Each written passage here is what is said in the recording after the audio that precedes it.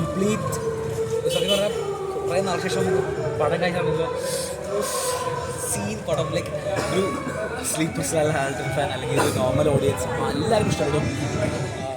ഈ തുടരും മൂവി അദ്ദേഹത്തിന്റെ ഓപ്പറേഷൻ ചാവ സൗദി സിനിമകൾക്ക് ശേഷം ഇത്രയും നല്ല മനോഹരമായിട്ടുള്ള ഒരു സിനിമ തരുൺ മൂർത്തി എന്ന ഡയറക്ടർ ചെയ്തിട്ടുണ്ടെന്നുണ്ടെങ്കിൽ അദ്ദേഹം തുടരും അതിഗംഭീര മൂവിയാണ്. കാരണം മണിപ്പടമല്ല, വളരെ നല്ല ദൃശ്യം പോലെ ഗോഡാടി പോലെ നമുക്ക് പഴയ മോഹൻലാലിനെ തിരിച്ചു കിട്ടിയെന്ന് പറയാം. ഇത്തരം പടങ്ങളാണ് മോഹൻലാലിന്റെ ആരാധകരെ പ്രതീക്ഷിക്കുന്നത്. മോഹൻലാൽ ഫാമിലി ഡ്രാമ കംപ്ലീറ്റ് അങ്ങനെ എല്ലാവരും കംപ്ലീറ്റ് പാക്കേജ് ആയിട്ട് തന്നെയാണ് തരുൺ മൂർത്തിയുടെ ഈ തുടരുമെന്ന സിനിമ അനുഭവപ്പെട്ടത്.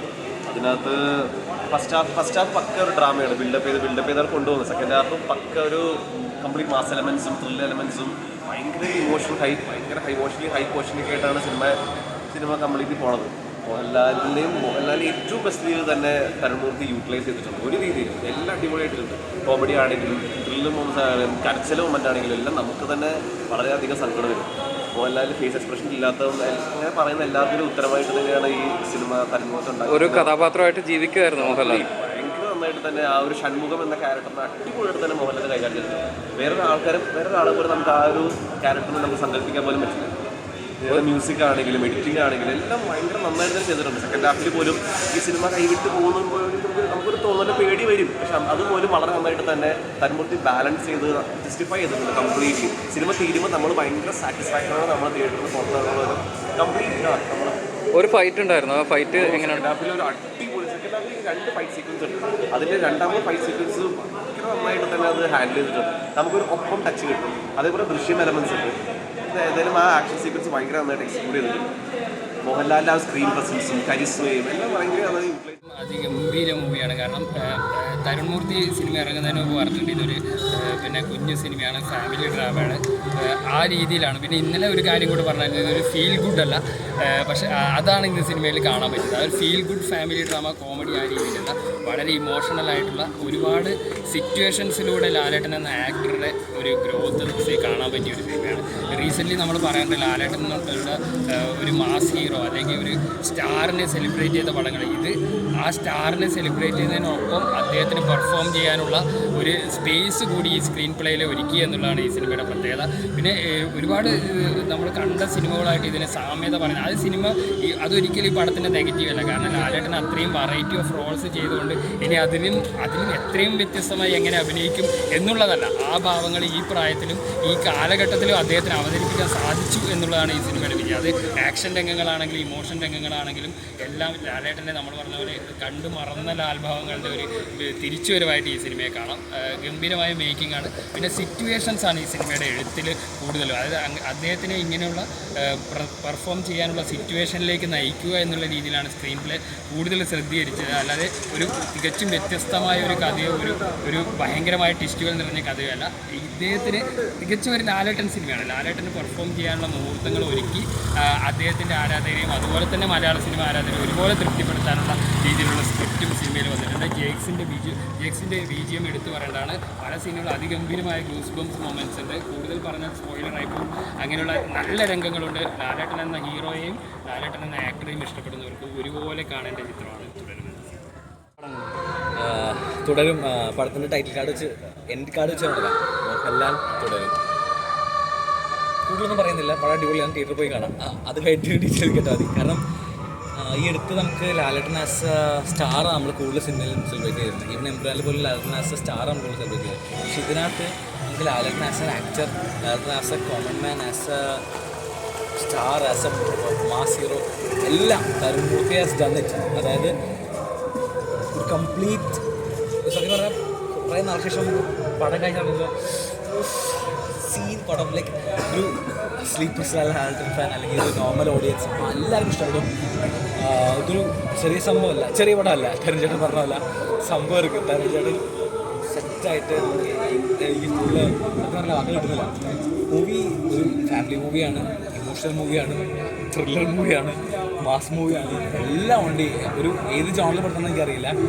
ലാലേട്ടൻ്റെ ചില എക്സ്പ്രഷൻസൊക്കെ നമുക്ക് പഴയ സിനിമയിലേക്ക് ആ ഒരു എന്താ പറയുക നമ്മൾ മിസ് ചെയ്തൊരു കാലഘട്ടമല്ലോ കുറച്ച് നാളായിട്ട്. ലാലേട്ടൻ്റെ ആ ഒരു ചാം അത് തമാശ ആയാലും സീരിയസ് ആയാലും ഇമോഷണൽ സീൻസ് ആയാലും എല്ലാം അടിപൊളിയായിട്ട് ചെയ്തിട്ടുണ്ട്. അതുകൊണ്ട് തന്നെ നമുക്കൊരു എന്താ പറയുക, ഒരു തരുൺമൂർത്തി ലാലേട്ടനെ ശരിക്കും യൂട്ടിലൈസ് ചെയ്തിട്ടുണ്ട്.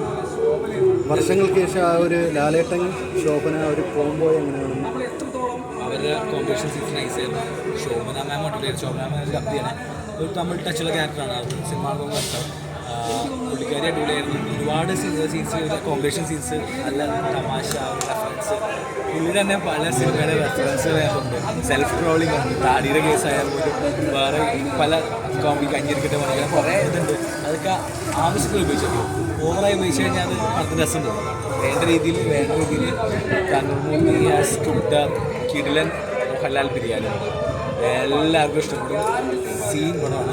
ഈ ലാലേട്ടൻ്റെ ഈ അടുത്തിടങ്ങിയ പടങ്ങളുണ്ടല്ലോ, എമ്പുരാൻ, അങ്ങനെയുള്ള കുറേ പടങ്ങളുണ്ടല്ലോ, ബറോസ്, അതൊക്കെ ബിഗ് ബഡ്ജറ്റ് ചിത്രമായിരുന്നു. ആ ഒരു ബഡ്ജറ്റിലുള്ള പടങ്ങളാണോ അതോ ഇതിനെക്കുറിച്ചുള്ള നോർമൽ കഥാപാത്രം ചെയ്യുന്നത് ലാലേട്ടന് കൂടുതലായിട്ട്? ഇല്ല, എല്ലാ മൂവീസും ആണല്ലോ. എമ്പുരാൻ എന്ന് പറയുമ്പോൾ അന്ന് ഇൻഡസ്ട്രിയുടെ മൂവിയായിരുന്നു, ആ ബിഗ് സ്കെയിൽ എടുത്തേക്കണേ. സോ അതിനകത്ത് എന്താ പ്രോമിസ് ചെയ്ത് അത് ഡെലിവറി ചെയ്തിട്ടുണ്ട്.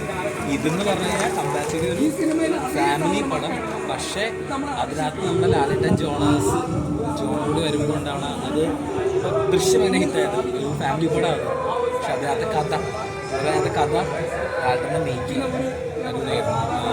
എല്ലാ പടവും വേണം, ഇത് മാത്രം പോരാ, എപ്പോഴാണ് നമുക്ക് വേണം. സോ പക്ഷേ ഇത് വെച്ച് നോക്കുകയാണെങ്കിൽ നമുക്കൊരു ഇപ്പോൾ ഒരു ലാലേട്ടൻ ഫാൻ അല്ലെങ്കിൽ ഒരു മലയാളി എന്ന രീതിയിൽ ഭയങ്കരമായിട്ട് സാറ്റിസ്ഫൈ ചെയ്തു നമ്മൾ. എന്താ പറയുക, ഒരു പ്രത്യേകിച്ച് എൻ്റെ കൂടെ കാണുമ്പോൾ മോഹൻലാൽ എന്ന് പറയുമ്പോൾ അതിനകത്തൊരു മോഹൻലാലിനൊരു ആനയായിട്ടാണ് കമ്പയർ ചെയ്യണം. എനിക്ക് സിനിമ കാണുമ്പോൾ മനസ്സിലാവും. കൂടുതലൊന്നും സ്പോയിലേഴ്സൊന്നും ഞാൻ പറയുന്നില്ല, നിങ്ങൾ വേഗം വേണ്ടിയിട്ട് പോയി കാണാൻ. ഇനി ഇതുപോലെ ദൃശ്യം പോലെ ടിക്കറ്റ് കിട്ടാൻ ചാൻസ് കുറവായിരിക്കും പടത്തിന്. ഇത് വേർഡ് ഓഫ് മൗത്ത് വഴി പടം ഹിറ്റാണ്. കാരണം തരുൺമൂർത്തിയുടെ കോൺഫിഡൻസ് ആയിരുന്നു ഈ പടം.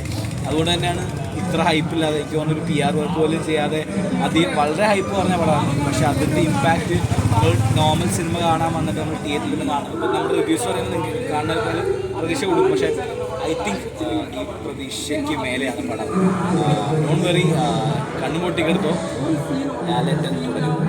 ലാലേട്ടൻ്റെ ആക്ഷൻ സീൻസിനെ പറ്റി, ആക്ഷൻ മലയാളത്തിൽ ഈ പ്രായത്തിൽ ലാലേട്ടൻ അടിപൊളിയായിട്ട് ചെയ്യുന്നത്, അത് നല്ല ഡയറക്ടേഴ്സ് ആണ്. അപ്പോൾ അതിനെങ്ങനെ കാണുന്നുണ്ട്? ലാലേട്ടൻ്റെ മാസ് സീൻസ് ഉണ്ട്.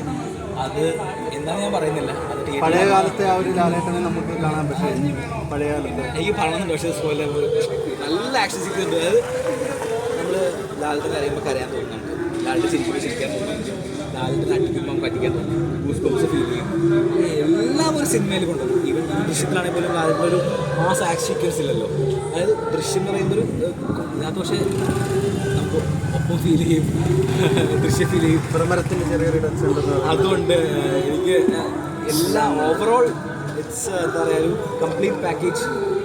ഒരു ലാലേട്ടൻ ഫാൻ എന്ന രീതിയിൽ നമുക്ക് എല്ലാവരും സാറ്റിസ്ഫൈ ചെയ്യും. ഒരു ആക്ടർ, ഒരു സാധാരണ ഓഡിയൻസ് എന്ന രീതിയിൽ ഒരു പട്ടം സീനാണ്. എന്തായാലും പടം സൂപ്പർ ഹിറ്റ് തന്നെ ആയിരിക്കും. തരുൺമൂർത്തിയുടെ ഒരു എക്സ്ട്രീംലി തേർഡ് പടം 1-2 പൊളിച്ചു. ഒരു തരത്തിൽ നമുക്ക് ഒരു ഭാഗത്ത് പോലും ഇത്രയും നല്ല സിനിമ ഈ തുടരും മൂവി, അദ്ദേഹത്തിന്റെ ഓപ്പറേഷൻ ചാവ, സൗദി സിനിമകൾക്ക് ശേഷം ഇത്രയും നല്ല മനോഹരമായിട്ടുള്ള ഒരു സിനിമ തരുൺമൂർത്തി എന്ന ഡയറക്ടർ ചെയ്തിട്ടുണ്ടെന്നുണ്ടെങ്കിൽ അദ്ദേഹം ബ്രില്യന്റ് ഡയറക്ടർ തന്നെയാണ്. അതുപോലെ അതുപോലെ സ്റ്റണ്ട്, നമ്മുടെ ശോഭനയും ലാലേട്ടനും വന്ന 20 വർഷത്തിന് ശേഷം വന്ന ആ ഒരു കോംബോ വർക്കായിട്ടുണ്ട്. അതുപോലെ നമ്മുടെ പല സിനിമകളുടെ റെഫറൻസിനകത്ത് ഉൾപ്പെടുത്തി ഒരു കോമഡി ആയിട്ട് ചെയ്തിട്ടുണ്ട്. അടിപൊളി പടമാണ്, ഗ്യാരണ്ടി ആയിട്ട്. പക്ഷേ മോഹൻലാലിൻ്റെ ഞാൻ വെച്ച് സ്റ്റണ്ട് ഇല്ല എന്നാണ് ഞാൻ സിനിമയിൽ വിചാരിച്ചത്. ഇതൊരു കുടുംബ ചിത്രമാണെന്ന് വിചാരിച്ചത്. പക്ഷേ കുടുംബ ചിത്രത്തിന് മുകളിൽ ഒറ്റ സ്റ്റണ്ട് കൊണ്ട് മോഹൻലാൽ എന്ന നടൻ എന്താണോ നമ്മൾ പ്രതീക്ഷിച്ചത് ആ ഒരു സ്റ്റണ്ട് കൊണ്ട് മാത്രമേ സിനിമയെ മുഴുവൻ നീള സിനിമയാക്കി മാറ്റി. അതാണ് മോഹൻലാൽ എന്നുള്ളത് തെളിയിച്ചിരിക്കുകയാണ്. ഇത്രയും സിമ്പിളായിട്ട് അഭിനയിക്കുക, ഇത്രയും വിൻറ്റേജ് ആക്ടറായിട്ട് അഭിനയിക്കാൻ മലയാളത്തിൽ മോഹൻലാൽ അല്ലാത്ത ഒരു നടനുമില്ല. മമ്മൂക്ക ഉണ്ട്, പക്ഷേ അതൊരു മെത്തേഡ് ആക്ടിംഗ് ആണ്. പക്ഷേ മോഹൻലാൽ എന്ന് പറയുന്നത് സിമ്പിളായിട്ട് അഭിനയിക്കുന്ന ഒരു നടനാണ്. എനിക്ക് വളരെയധികം ഇഷ്ടപ്പെട്ടു. ഈ സിനിമ നിങ്ങൾക്ക് ഗ്യാരണ്ടി ആയിട്ട് തിയേറ്ററിൽ വന്ന് കാണാം. തരുൺമൂർത്തി എന്ന ഡയറക്ടർ ഒരു അഭിനന്ദനം അറിയിക്കുകയാണ്. നല്ല സിനിമയാണ്, ഗ്യാരണ്ടി ആയിട്ട് നിങ്ങൾക്ക് തിയേറ്ററിൽ തന്നെ ഒന്ന് കാണാം. അടിപൊളിയാണ്. ഒരു സിനിമയായിരുന്നല്ലോ, അപ്പോൾ അതിൽ തന്നെ ഒരു സന്തോഷം ഉണ്ടായിരുന്നു. പിന്നെ സിനിമ പ്രതീക്ഷിച്ചതുപോലെ ആയിരുന്നില്ല എന്ന് വേണം പറയാൻ. ബിക്കോസ് അതൊരു ഫാമിലി എൻ്റർടൈനർ അല്ലെങ്കിൽ ഒരു ഫാമിലി സ്റ്റോറി എന്ന് പറഞ്ഞ് കാണാൻ വന്നതാണ്. പക്ഷേ വന്നപ്പം അത് വെറും ഒരു ഫാമിലി സ്റ്റോറി മാത്രമല്ല, ഭയങ്കര ഡ്രാമ, ആക്ഷൻ, സസ്പെൻസ് ഒക്കെ ഉണ്ട്. തരുൺമൂർത്തി സാറ് സിനിമ സിമ്പിളായിട്ടൊരു ഫാമിലി സ്റ്റോറി പറയുന്നു എന്ന് വിചാരിച്ചാണ് ശരിക്കും പറഞ്ഞാൽ സിനിമ കാണാൻ വന്നതും. പക്ഷേ ഇങ്ങനെ ആയിരിക്കും ഒട്ടും പ്രതീക്ഷ